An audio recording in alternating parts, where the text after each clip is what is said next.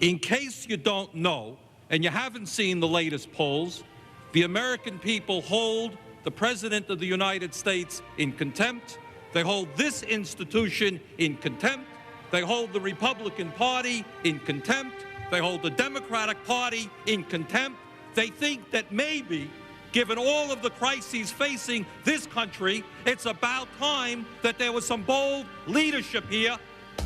You use the word homos in the military. You have insulted thousands of men and women who have put their lives on the line. You insulted Mr. Castle. Mr. Castle, a few moments ago, a good Republican, told you that we're seeing not only the decline of manufacturing jobs, but white-collar information technology jobs. You have insulted tens of millions of American workers. You support a trade policy which is selling them out, only working for the CEOs. They're substantially increasing health care costs for veterans who have put their lives on the line defending this country. They're increasing our deficit, increasing our national debt, all on behalf of the richest people in this country. This bill is bought and paid for by millionaires and billionaires, and anyone who votes for it should be ashamed of themselves. We're spending $270 billion a year on the military, but we don't have a major enemy. I know it hurts your feelings.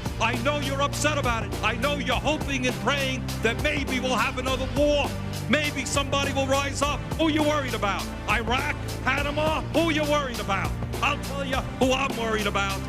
I'm worried about the fact that our workers are seeing a decline in their standard of living. They want to see our industry be rebuilt. Does any of this matter to you? Do you give one whit of concern to the middle class and working families of this country? CEOs make more than 500 times of what their workers make.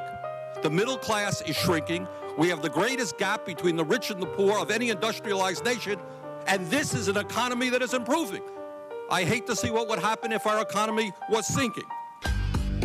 What I have said ever since this financial crisis began, if a financial institution is too big to fail, that financial institution is too big to exist. If Wall Street does not end its greed, we will end it for them.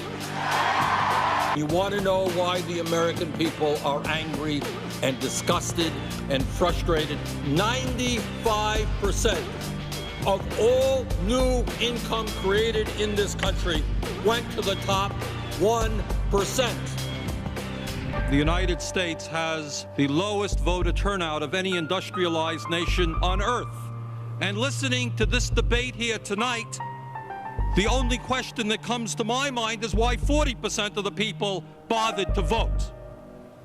The previous speaker talked about two sides of the aisle. I suggest that he was implying that there are basic differences of opinion. I think most Americans don't perceive that. They see one big aisle. And they would like to see people in this body begin to stand up for the working people and the poor people and the elderly people who are getting ripped off outrageously by this S&L bailout. The American people want to see our kids educated. They want a Head Start program. They want their kids to be able to go to college. They want to wipe out the fact that 5 million children in this country go to bed hungry. Let's have the guts to give some leadership to this country. Don't underestimate me. No matter how many children live in poverty, no matter how high the unemployment numbers are, they want more and more and more. And I say enough is enough. Stand up, fight back, and make this government work for all of us.